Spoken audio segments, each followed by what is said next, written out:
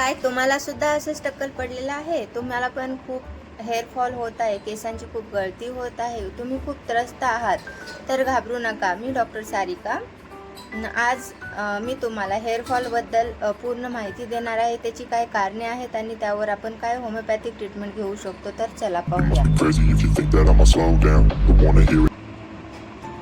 तर hello friends, मी doctor Sarika. तर आजचा आपला टॉपिक आहे केस गळती आणि त्यावरील उपाय. त्याची काय कारणे आहेत? तर सगळ्यात पहिलं आपण कारण पाहिलं तर जेनेटिक प्रॉब्लेम असू शकतो. अनुवंशिकतेप्रमाणे सुद्धा हेअरफॉल होऊ शकतं किंवा टक्कल पडू शकतं. दुसरं कॉज म्हटलं तर हार्मोनल चेंजेस.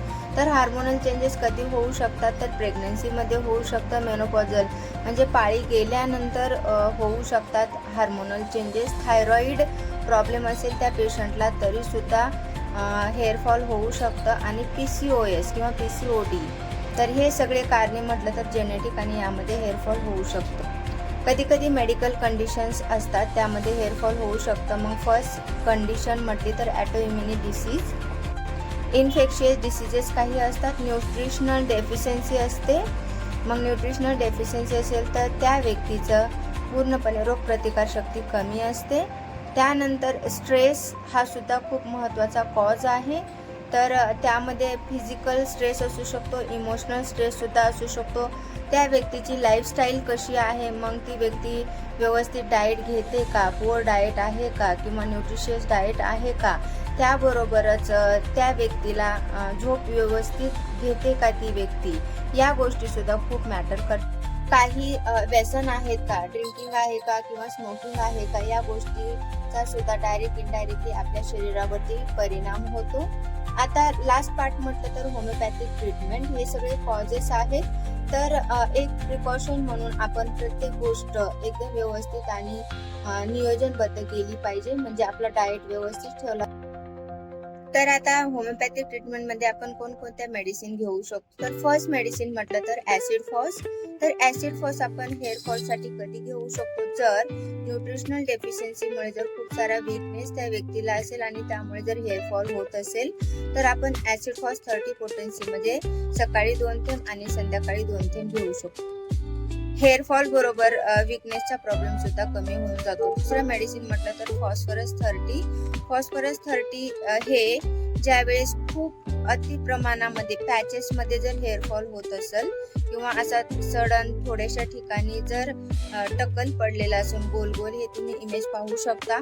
तर अशा वेळी तुम्ही फॉस्फरस 30 पोटेन्सीमध्ये घेऊ शकता. सकाळी 2 थेंब, दुपारी 2 थेंब आणि संध्याकाळी 2 थेंब. नॅट्रोमूर 30 पोटेन्सीमध्ये. नॅट्रोमूर कधी घ्यायचा आहे? जे आफ्टर डिलिव्हरी जर हेअरफॉल खूप होत असेल किंवा मेनोपॉझलच्या नंतर सुद्धा जर होत असेल, म्हणजे हार्मोनल चेंजेसशी रिलेटेड जर हेअरफॉल होत असेल, तर 100% आपण नॅट्रोमूर 30 घेऊ शकतो. पण स्पेसिफिकली आफ्टर डिलिव्हरी हेअरफॉल होत असेल, न्यूट्रिशनल डेफिशियन्सीमुळे होत असेल, तर नॅट्रोमूर 30 सकाळी 2 थेंब आणि संध्याकाळी 2 थेंब आपण थोड्याशा पाण्यामध्ये किंवा डायरेक्टली ऑन द टंग घेऊ शकतो. जाबोर अँडी मदर टिंचर आपण लोकल ऍप्लिकेशन, म्हणजे ज्या ज्या ठिकाणी टक्कल पडलेला आहे त्या ठिकाणी आपण डायरेक्टली लावू शकतो. खूप छान रिझल्ट येऊन जातो, म्हणजे रिग्रोथ होण्याला हे खूप मदत करतं.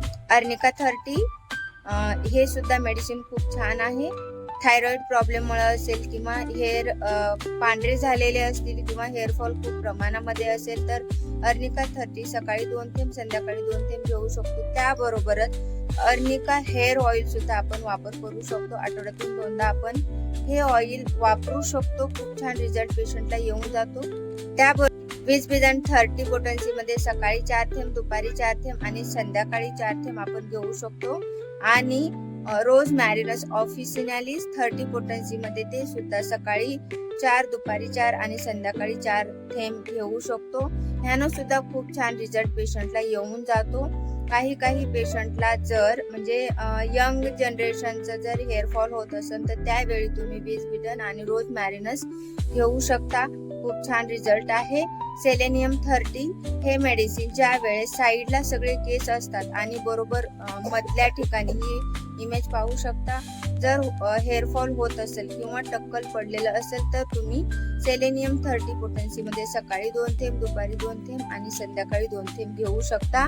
खूप छान रिझल्ट पेशंटला येऊन जातो आणि केसांची वाढ खूप छान होऊ शकते. होमिओपॅथीमध्ये विदाऊट साईड इफेक्ट तुम्ही खूप छान रिझल्ट मिळवू शकता. तर तुम्ही एकदा ट्राय करू शकता. तर असेच तुम्हाला वेगवेगळे व्हिडिओ वेगवेगळ्या आजारांवर पाहायचे असतील तर माझ्या चॅनलला सबस्क्राईब करा, म्हणजे माझे सगळे नोटिफिकेशन मिळतील. त्याबरोबरच व्हिडिओला लाईक करायला अजिबात विसरू नका आणि बेल आयकॉन दाबायला विसरू नका. Thank you so much.